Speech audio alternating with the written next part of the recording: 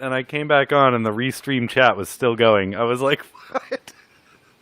It looks like it's still looping on Facebook, though. Yeah, probably. I don't think again. You may have to... I just hit live, so I'm going to have to go back in and do the whole stupid make it public and thing again. But I'm doing that right now, just now. Let's do public. All right, now everybody can see it again. All right, we are back. Sorry, guys. I'll wait for everybody to... Oh, good. My YouTube channel is now live. Good. Thanks. Hi, Sean. Stupid Okay, Florida internet. Yeah, exactly. Florida internet. That's exactly what happened. What were we talking about? I totally lost my train of thought. Matt was talking about frames last I heard and was holding up his nemesis, and then everything went dark for me. All right, well, we were just talking about frames, and now we're back. All right, so I think the last thing I was talking... Well, I think I just finished, actually, talking about... Yeah, so anything else? Well, I mean, talking about that, anybody in the crowd have any questions for Ryan about tuning, anything like that? Yeah, I do know there's a few people that want to know what steps they need to take to up their voltage, pretty much, to go either 4S to 6S or what. Are there demeg settings? Are there anything in terms of the rates or whatever? So I have a couple of settings that I like to use for 6S kind of across the board, but actually, I did a recent interview with Bardwell on this when we were talking about 6S high KV settings. So it obviously gets more important the higher you go in KV. TJ. Friggin' TJ. TJ's amazing. I love TJ. TJ, what's up? I thought you said you weren't around. You have your 9 kids at a birthday party.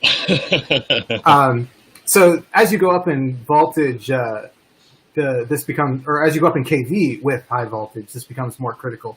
But I usually will do, as I mentioned before, going and timing up to 23 to 25 degrees, going to demag high, and going to ramp up power around 25%, and then kind of playing it by ear from there. If you can feel a reduction in responsiveness at 25%, then climb back up. If you can't, then keep going down. Basically, play with it until you get to the point where you can feel a little bit of a lag, and then bring it back up. So by kind of balancing those out, you get your ESC in kind of the best possible position to successfully spin these things. So 6S, in that regard, in the ESC settings, that's fine. And you can do those settings in 4S, but they're probably not necessary. Yeah. And you may choose to give you settings that are going to give you a little bit more, peak performance rather than peak desync resistance. But that becomes more and more critical as you go up in RPMs and up in wattage, in terms of all of those things. So the other, then obviously on the Betaflight side or whatever firmware you're using, you've got the tune that needs to be adjusted. So and as I mentioned before, though, we were talking about how 6S behaves differently at low throttle than high throttle, and it can behave differently in terms of acceleration depending on where in the throttle you are. That can be a little bit tricky to tune out. So you may get some low throttle issues, you may get some high throttle oscillations, so you may have to play with TPA a little bit more. You'll probably need more TPA at 6S than you do at 4S. And you're going to need to mess with your PIDs. You're probably going to need to drop your PIDs, but you may not have to drop your PIDs as far as you think if you increase the TPA. So that could end up giving you the best of both worlds. Now, obviously, in Betaflight, I don't know if other firmwares do this, but it has the profiles that automatically change if you set it to your voltage. So that's super handy because you can dial in your tune on 4S, switch profiles, dial it in on 6S, and then just whenever you plug in, boom, it's there, right there. Yeah. There's a bunch of videos I'm not going to cover the details. There's a bunch of videos on YouTube out there on how to do that. But okay, how to have it automatically switch or just have automatically switch. So you just plug in and boom, it changes your PIDs. Yeah, I've actually seen people asking about that recently, because they run 5S and 4S, and because the the way the firmware is now, you really do need to have separate tunes for them. Otherwise, you could, either run really hot or fry run stuff. Right. Yeah. Yeah. So typically, you're gonna want to lower D gains a little bit on 6S. So as you go up, that's kind of D gains is where a lot of the heat comes from. So lowering D or increasing, decreasing D min and messing with D max. You kind of have to play it by ear though, because a lot of it changes depending even on what prop you're using and on a lot of that stuff. Because as the rate of change of different props is going to be so wildly different, it actually impacts the tune pretty dramatically in different ways, depending on whether you have a real lightweight prop that spins up super quickly, or you have a heavier prop that's got a little bit more lag on in terms of how fast it can change RPMs. That's another thing that bugs me is when people just assume that they can throw on a 5.5 pitch prop onto whatever motors they're using. It's like, no. If it's set for Johnny's, you got to set it up for Johnny's, Yeah, and I mean, to be fair, the tuning window on the recent firmware has gotten so much wider than what it used to be. I mean, getting a tune dialed in back in the day, multi-read days, to tell you how old KK 2.1. Yeah, exactly. Like getting the tune dialed in on those things was just a beast. But now we have a much wider tuning window. And I think that for probably 80%, or maybe not that high, but a significant percentage of the pilots out there, they're just going to throw the default tune on there. And they're probably not going to notice much until they get a little more experience under their belts. Yes, there it is. I think I have a multi-Wii board floating around. I've got a multi-Wii board in a box that a buddy of mine wants to start building some big Anycopter style rigs just to figure out the systems. And I was like, dude, I've got a bunch of stuff for you.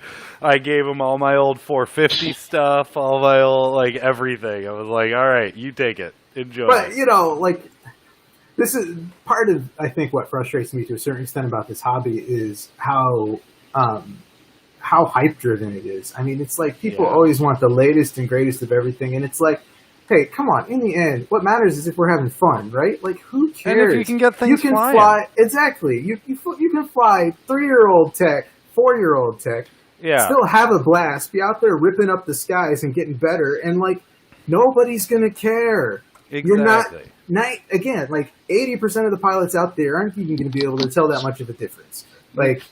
Let's just fly and have fun, and who cares what people are using? Yeah, and that's one big thing for me. I've got a bunch of the giants. I've got a 1,200 millimeter octocopter that spins 18-inch props.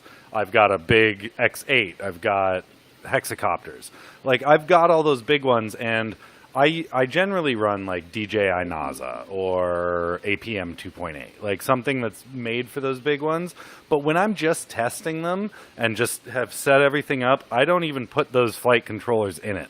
I put in a KK board, make sure that it actually lifts off the ground and is balanced, and then I take it out and I go, okay, now I can put in the good board and properly tune it. Because if it can't fly on a KK, it's probably not going to fly.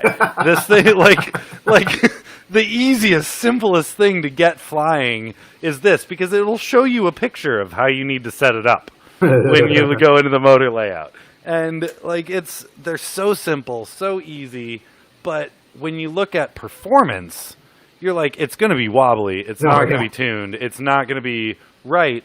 But if you just want to see if the thing will fly and all the parts work, they're a great thing to have kicking around just to throw in and be like, all right, it works, good. But awesome. I mean, for guys just getting into the hobby, who cares, right? Throw a set of 2205, 2300 kV motors on there. Who cares if it's an off-brand F4 flight controller or whatever? Exactly. Just go out and have fun. Crash the thing up. Who cares? Just have fun. Yeah, some of the older stuff, it's harder to find the wiring diagrams and stuff for it. Which my God, yes. I have one of my most fun this is what I used to fly before I made the Mutiny. It's the slammed out Martian that I designed a custom front piece for, so I could have a slam deck, but I could still fit a full size cam in it, and it's actually got mounts for a micro cam too. But cheap piece of junk, $30 Martian, Pyro drone, 2206, 2600 kV motors, and I think I've got one of the first gen Helio boards in there, the yellow ones. And I mean, this was probably the most fun quad for me to fly until I built the Mutiny. Yeah, I've got a bunch of old full speed RC F4 boards, the 2S ones that they don't make anymore, and that you cannot find a pinout for anywhere. Like, get out that multimeter. Yeah, exactly. And I think I have one or two of those in my microbox, actually. No, you should have told me that before I bought an HGLRC F4 because I couldn't find the pinout for one. That was giving me troubles.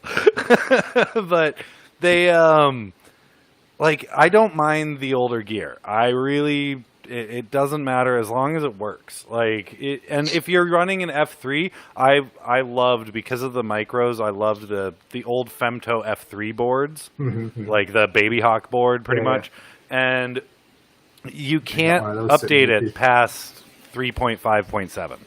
Like, it's impossible. It will not take. It will not. Well, you can. You just have to do a custom build. Yeah, and you have to do a custom hex for it. And I love those. I have like 3 of them that are still flying on 3.5. Yeah. Okay. So if it flies, why mess with it? Exactly. And all my racers are still on 3.5.7. Yeah. Oh, sorry, I take that back. I did put 421 on the 20x21 that I built just to kind of test it out, because I might switch over to 20x20 on the other ones if that stack's any decent. So I've been experimenting with a lot of the newer Betaflight protocol, but I'm the type where if I have a rig that's set up on 4.0 without bidirectional or whatever, and it's flying like a dream, I will be very hesitant to touch it. I will be very hesitant to try and fix it, because that's when you run into problems, is when I've found. Yeah. Now, for me, I just love messing with new stuff. So probably 90% of why I'm in this hobby is because I like just, doing screwing with stuff. Exactly. I tinker. That's what I do. I mean, I started in robotics, and I was doing homebrew robotics and building my own stuff out of like printer parts and whatever. Like that's what I do. That's why I'm in this hobby, is because I love to tinker and I love to mess with stuff, and I can't get into something without wanting to take it down to its bare metal parts. I want to know exactly what makes it work, how it all fits together, how it relates. That's just who I am.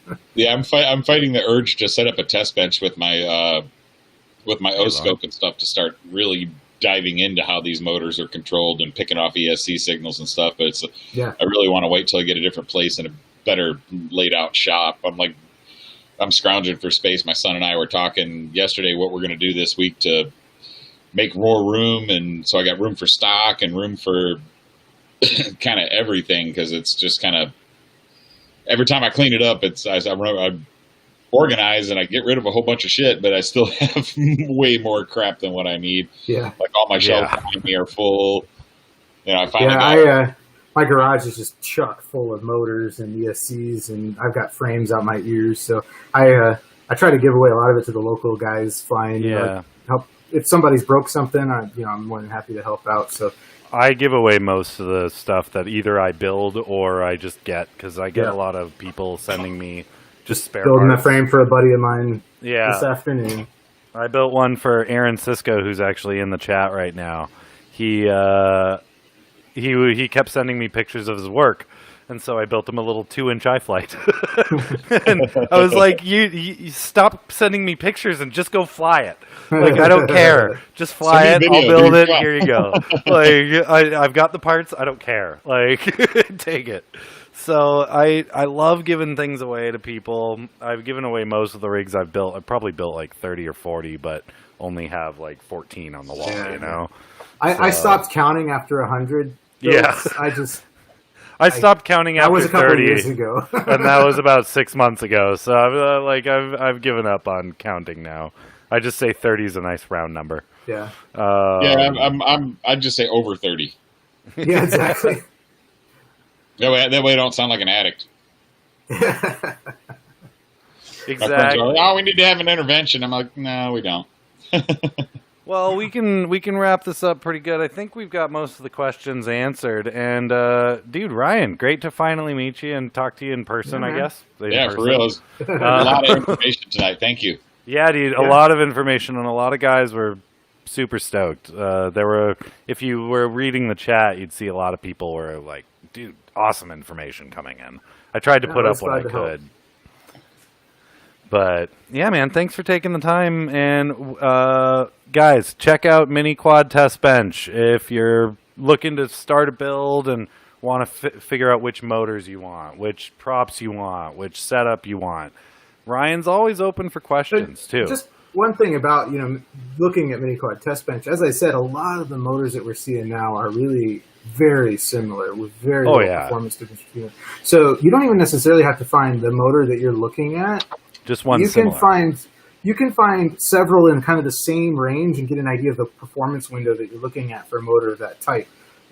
So there's a lot of good information on there in terms of how fast certain props accelerate. So you can be comparing props against each other on the same motor, look at the slope of the curve and see, okay, this one takes a lot longer to spin up than this one. And that can inform a lot of information about how you're tuning the quad and just a lot of detail about how it might impact performance and things like that. So don't just, if you can't find the specific motor you're looking at, look for ones of similar stator size and similar ratings, similar weight, things like that, so that you can kind of get an idea of what the performance window for that, what you're looking at might be.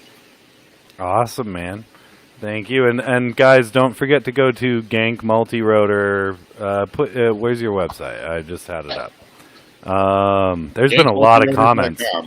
GankMultirotors.com. And guys, don't forget to subscribe to our YouTube channel, Optimized Drone, which it's now called. But yeah, Ryan Harrell, thank you very much for hanging out with us. And sorry, TJ Williams couldn't join us tonight. He was pretty stoked. Oh, the beard thing that I use, what's it called? Oh yeah, what Viking, do you use for your beard? It's like Viking something or other. It's pretty cool though. It works well. I use the Beard Guys stuff. I forget what it's called, but it's by a company called the Beard Guys, nice. And it's like beard oil stuff. It's decent. It works. Yeah, it stops the itch. yeah. I've tried a couple of different products, but most of the time I just brush it out real good and use a good shampoo.